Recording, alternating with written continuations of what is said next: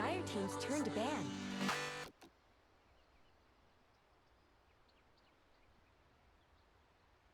Back to OD Growling. No! Welcome back to Game 2 of UC Davis versus UC Irvine. There we go. Much better. UC Davis versus UC Irvine. Dota 2. This is game number 2 between the two teams. Game number 1 went the way of UC Davis. Are you here with me, Gorgon? I'm here, and I appear to have more than like one frame every 25 minutes, so that's pretty nice. I'm stoked. Hopefully Dota seems to have recovered from whatever was doing to me before. These new patches, man. My client just can't keep up. Yeah, we last season we were always joking about how the patches always came out right before we had to cast on Wednesdays, so.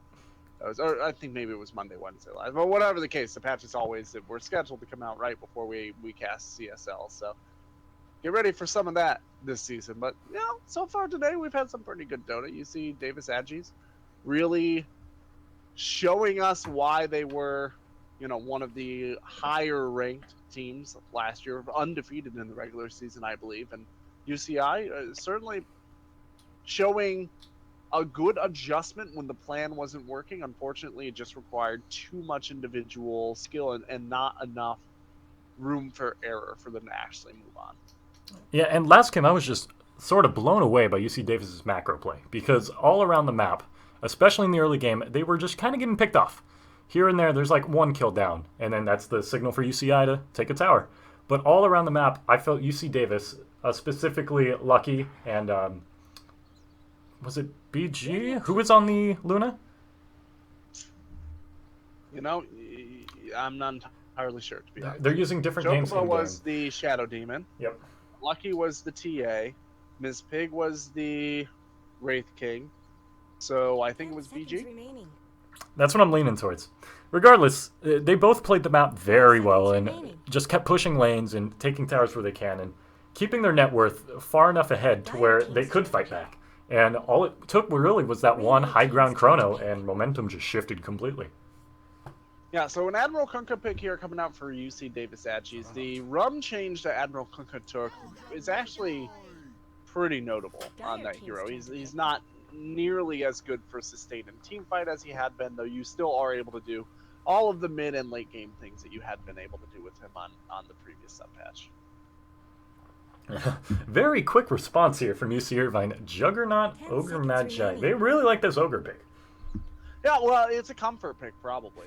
Yeah. Once again, we talked about that before, but he's a hero that's hard to kill in the early game. You can kind of put a player on him. Maybe they don't have a player that is used to supporting. That's often something that you might run into at in the CSL, right? You might have 5 core players at 5k MMR, none of whom have sufficient amount of time playing support, right? That's very true, and we just need to reiterate, like, these are college players. They have to multitask between school, playing Dota, and their social lives outside of all that. So yeah. They simply don't have the time to commit to learning every single meta hero or every role or what have you. And sure, these players have played for a while. They would not be this good if they have not played. That being said, it's worth mentioning. It's interesting to me that they did pick up the Kunkka, but they were not at all interested in the Shadow Demon that they did run last time for the setup. Torrent, hitting that Torrent is more important now that at the early levels at least, especially if it is a support Kunkka, which I suspect it very well may be. Right, you don't have as much opportunity to cast that Torrent. At level 1, that's a 6-second, more than 50% increase in the cooldown. You really have to hit that first one in order to make these ganks work. It's not often you see the naked Kunkka. You normally see, like you mentioned, the Shadow Demon, the Outworld Devourer, the Elder Titan, something where Kunkka knows he could reliably land that Torrent without the X. And Timbersaw's the next pick is pretty curious, but as you mentioned, comfort picks are the name of the game. Yeah, and Timbersaw really is one of these individual skill heroes that you throw him on somebody who's got, 12,000 hours in the game and just let him go crazy. And also UCI's core is not particularly good at dealing with Juggernaut, at dealing with Timbersaw, right? Juggernaut doesn't have a way to interrupt Timberchain. Timberchain, man, it's one of those English things. Is hard, man. Yeah, he also, unless he does go for a Battle Fury and does happen to have opponents near the Timbersaw, he doesn't have a good way to chew through reactive armor either. Keeper of the Light is a good response to Timbersaw, but did recently receive a nerf on the Mana Leak that has increased Timbersaw's rate of play throughout pubs at high skill levels, and I think we're probably going to see a little bit of that impact this game as well. That the Keeper Light is not quite as good at reducing the Timbersaw's mana. 5 seconds remaining. I just love Coddle into Timbersaw. It feels like such a middle finger of a pick. Just get that out of my game. Just get that out. Radiant teams And pick. I'm just laughing looking back at the bans because I'm gonna wager right now that Lucky will play next to 0 games of Meepo this season. Maybe 1 game. If teams do their research, I'm pretty sure Lucky won't get a single game of Meepo. I think UCD actually have 2 Meepo players, if that makes Really? it any better. Holy and they moly! do somebody who's been spamming 5 Morphling seconds as well. remaining. So, yeah. What do you ban against these guys? Right, that's the thing. Like, you're talking about a team that, barring one player that does not have any public information, we don't know for sure.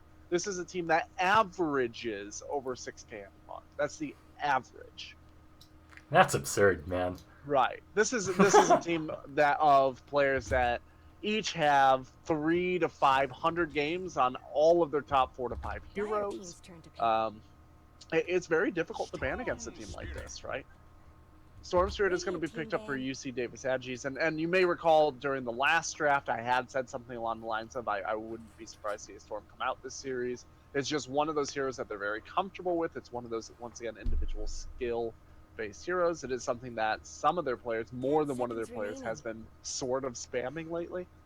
And it does, synergize pretty well with the Kunkka, with the Timbersaw, in terms of they have a lot of opportunity to just engage from nowhere. Absolutely. And also, the Ball Lightning with the X marks the spot gives them a lot of opportunity for high ground defense if they need it. That's a combo I hadn't even thought of, and it's send your Storm anywhere on the map, clear that wave, and just pull him back, and you're good to go. Round 2, and look at the chase on UC Davis, right?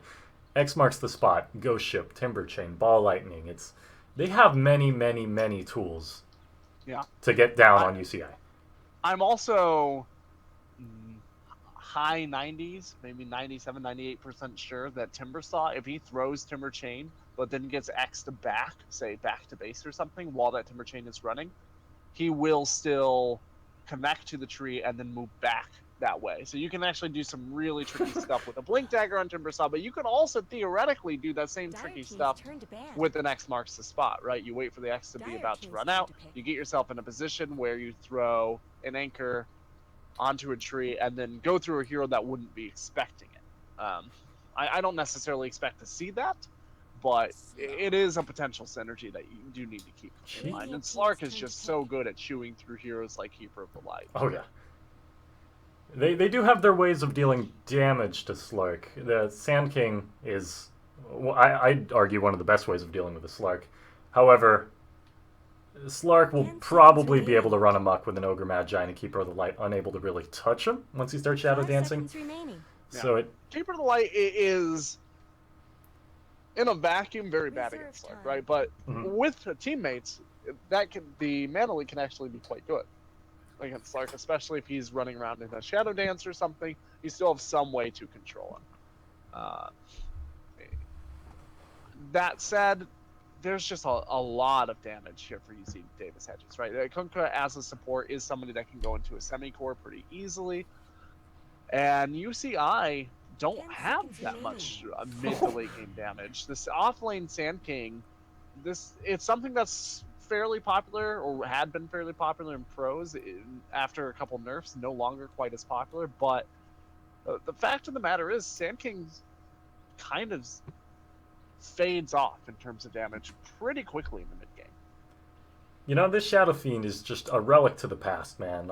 We haven't seen this hero in ages.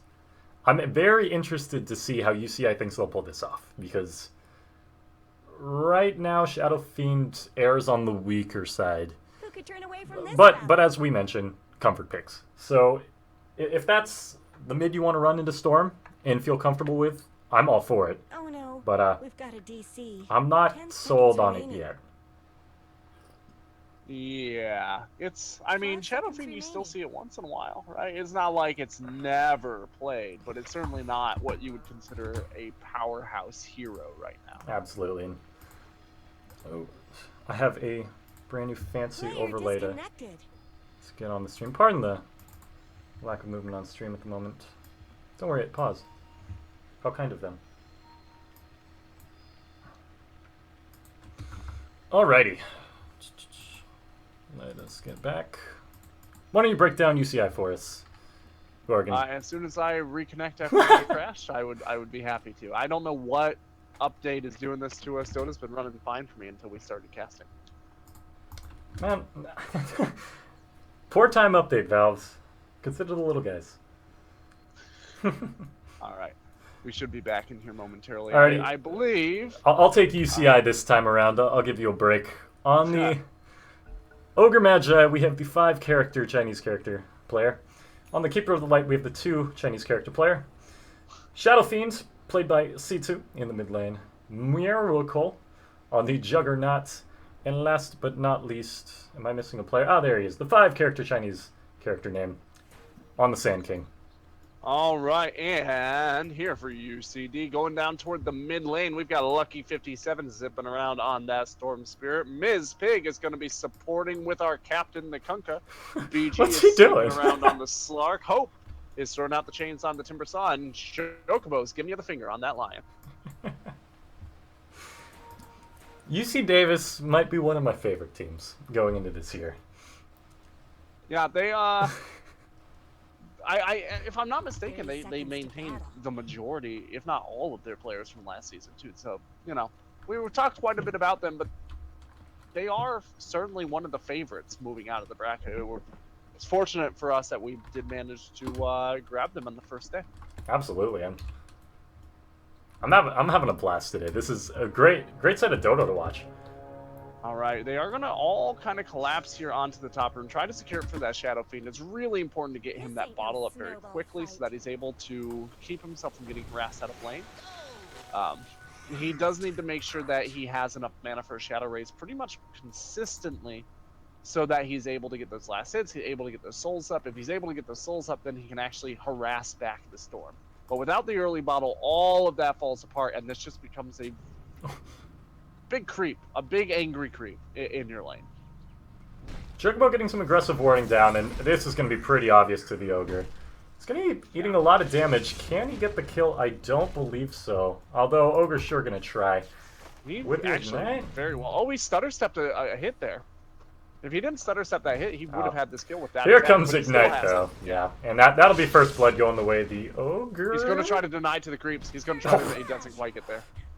Whack on the noggin. Don't be warding my mid lane. And that'll do it for that. First blood going the way of UC Irvine. Yeah, very, very nice play. Now he's just going to move in and harass onto the Storm Spear. As we had mentioned before, it's extremely important that this Shadow Fiend gets off to a good early start.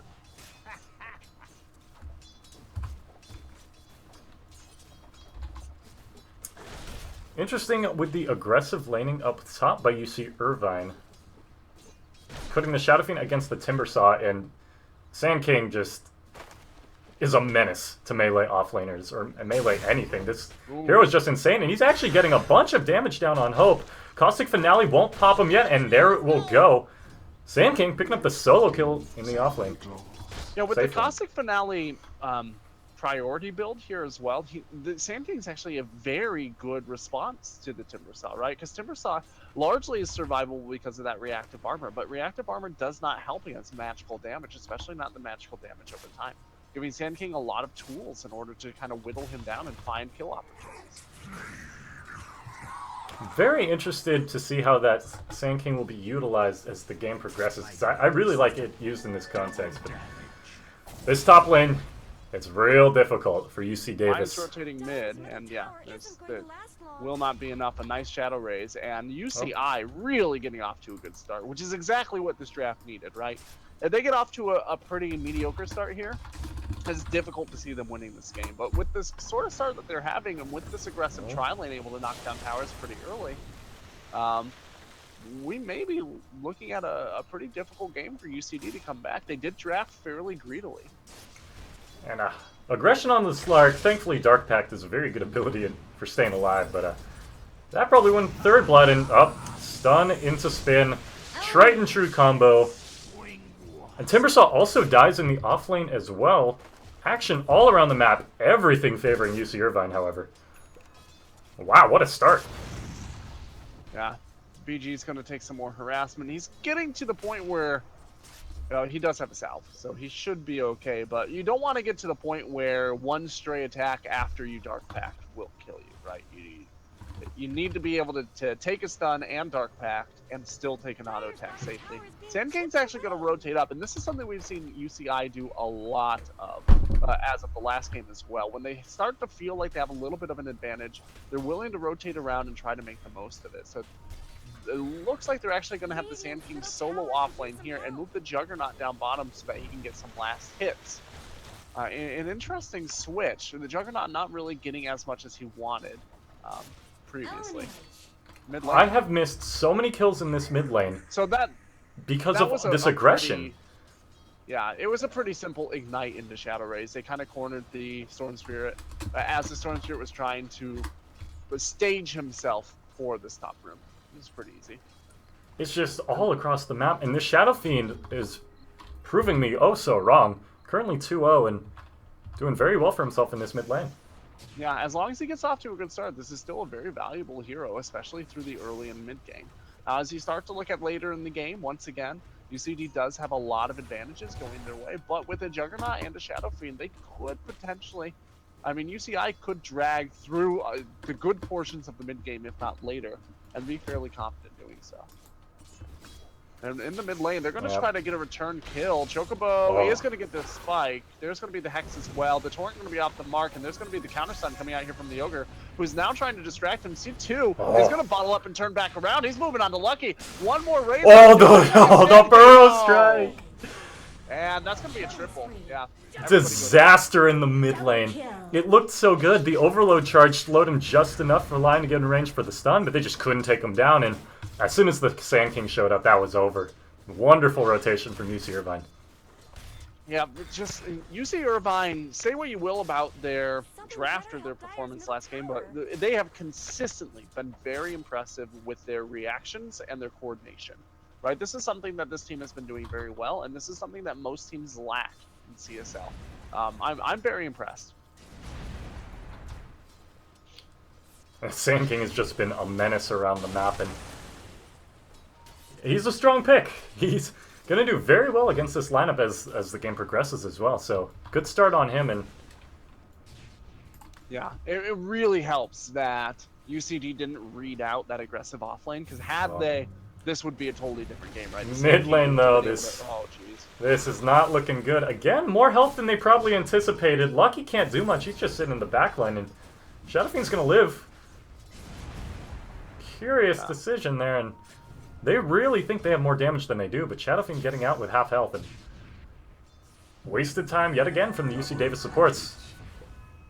Yeah, and if you're looking at UC Davis's lineup, you got to ask, like, what's the backup plan here? Wow, Sand King goes in deep. Caustic Finale onto the Lion. I don't believe that will kill. It will. It pops him. Wow.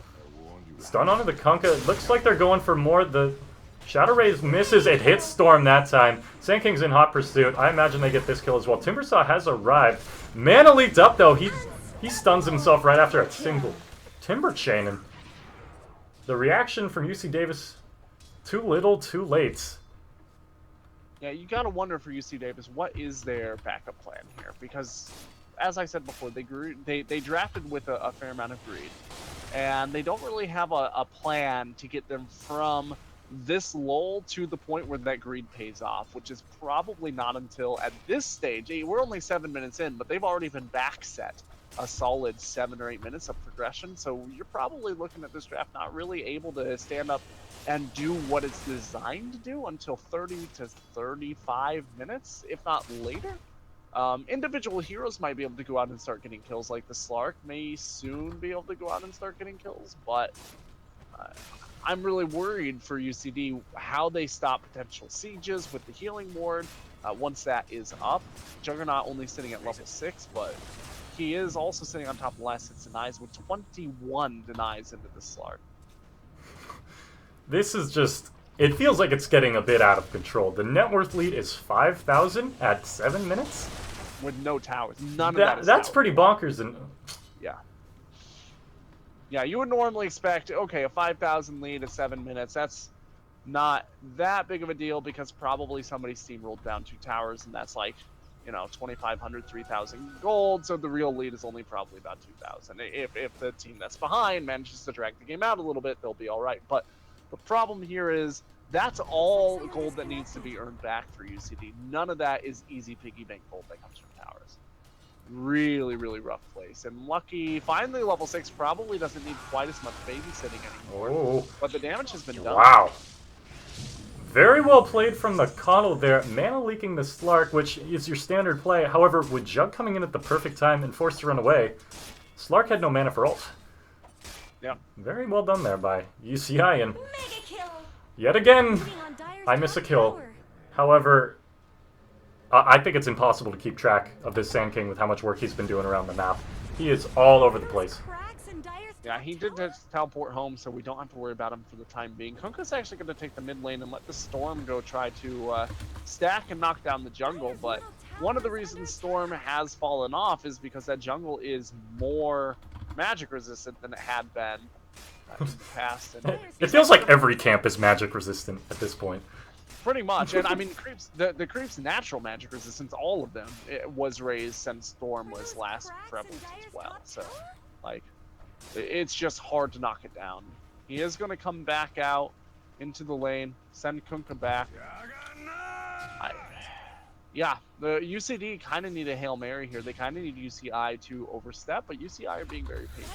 The other thing that could work out to UCD's favor is if UCI are too patient, right? If they wait too long to make their move, and UCD are able to get enough net worth. Hope is going to go down in the bottom lane. This Sand King is a menace. Timbersaw can't do anything. This lion is sushi. Chop chop. It's getting a bit out of hand, and by a bit I mean 7,500. It's beyond that point, right? Yeah, and this is going to be another mid tower goes down. Sand King is teleporting to the somewhere back to heal. He's playing like a Nyx assassin. He goes out, he gets a kill, he teleports home to refill. He goes out, he gets a kill, he teleports home to refill. That's actually how like an offlane Nyx assassin is on. It's gonna be a 10-minute blink with Aether Lens, and it's yeah, that's grotesque. I don't need to hear about that. What do you do against that? How do you... Oh, Slark with a very early Dark Pact. I think you just report him for violation of public decency laws. Absolutely. I'm considering it. Jug's gonna get out A-OK with the spin. Ogre on the run. Bloodlust? Looks like this will be a casualty going the way. Maybe not. A lot of damage going out. They can't get this aggressive. Yeah. They cannot get this aggressive. It's not worth it for them. Stunned up, and every ability is being used defensively at this point. Lion will most likely pay his life, and mana leaking, taste of his own medicine. He goes down in the end. Ogre may be a bit deep here. With Kunkka here, X, Torrent to follow. Yeah, but C2 is just waiting for them to get out, and here they go for the reinitiation. There's going to be a raise, multicast. The multicast just devours Slark in the end. Lucky's out of mana. One's up, but eating a lot of damage. Has the soaring still. Can he get out? Shadow Fiend with a few seconds left on the raise. Got him. Sand King did die, however. They killed each other. So, I think that's worth, but... I mean, any kill is worth at this point. Like, probably the Ogre is individually worth more than a carry from UCD, just because of the net worth differential. We're about to hit 10,000 at 12 minutes, right? A tower goes down, and you're in excess of 10,000 net worth lead for UCI. You still don't even have finished boots on the Slark. This is feeling a bit bleak, but I feel bleak's not a strong enough word. This is looking dire for the dire. What do they do? Yeah. So UCD do have a better late game lineup, but they just need to try and give UCI. This is the sort of strategy that Ice got really famous for back in the day when he was still playing, in Southeast Asia. I guess he's back in Southeast Asia now, but before his stint in China, right? Yeah, really famous for tactical feeding, and by that I mean he got really famous for his team got behind, and he would go out and just make space by dying. And at this point in time, they really need someone from UCD to play the distractor while everybody else catches up. Because if any 3 heroes from UCD get a decent amount of farm, they could bounce back, but they really just need a lot of time to do so because they cannot take fights right now. And the way you get that time is you get your opponents to chase one hero around the map for 40 minutes. I have to commend UC Davis here, though. They have half of the tactical feeding down. And there goes Kunkka, and it's... What's he doing out there is the real question. Like, he's on his opponent's mid-river high ground. Yeah, and... When his team is behind 10,000 at work. You probably don't expect the enemy Shadow Fiends to have a Shadow Blade alongside everything he does, but at the same time, the Ogre's gonna solo kill you, right? Like, there's many more places to be. Walk up to him and mana drain him, and anybody else being there. Like, the Sand King can initiate from not only knows how far away, he does have his Blink Dagger up now. So you're talking approximately a screen and a half horizontally that he can initiate from, right? 1,200 on Blink Dagger plus another 1,300 for the Burrow Strike. Not to mention the Ether Lens increase of 200. Miscommunication. Like, he can initiate on you from about 3,000 away. Just and a demonstration here. Sand King got a bit caught out. He is a strength hero, so his health got significantly reduced by the Whirling Death, but it's still not enough. Timber falls again. It's... Oh. Storm has to just get out. Chocobo has no health. He's just going to disintegrate here. Ogre bonks him on the head. That's the end of him. The benefit to Chocobo is that he's actually worth nothing. I don't mean that to disparage the hero, but he's actually worth so little that he's not even worth the amount of time, arguably, that it took to kill him. He hit 7 deaths before level 7. Like, this is... Yeah. His team is so far behind. This line just can't do it.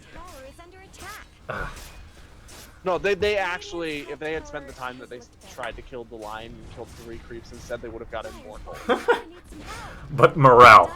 They damaged the morale way more. Well, maybe not if you include AoE gold. I guess I didn't factor that in. No, there'd be very, very little, if anything. No, there wouldn't be any, actually. Sorry, I'm trying to do matchbook calculations in my head, but it's been a little while since I've had to do that. It's day 1, guys. Give us a little break. Yeah, I'm honestly very surprised UCD have not called GG yet, but you got to give it to them. They are holding out. They do realize that a couple of mistakes, and they do have the better late game lineup, and maybe UCI are just inferior players that got off to a good start, right? I mean, there's many ways to analyze this game, and none of them are particularly kind to UCD. This has just been... We know what they're capable of. We watched them last game, and they were behind, and they came back. But this is one of those games where, what do you have to do to make that kind of comeback? And the answer is almost certainly UCI needs to misplay. Right. It is beyond UCI needs to misplay. So UCI needs to misplay perpetually. The run's going to go in. That's going to be Ogre oh, too. Devastating souls there. Slar getting a lot of damage even in Shadow Dance. Buyback from the Storm, not sure what he's looking to accomplish. You're getting some good damage down on the supports, but that's about it. The supports. Ogre is dead. These racks are going down. Timber and Lion on the bench yet again, and that's a 16-minute melee. UCI have been doing a very good job here of leveraging their advantage. A lot of teams, once again, you see them get out to this sort of huge advantage, and they just kind of ham it up. And they just wait for the opportunity to get kills. But right here, they can fight the game here.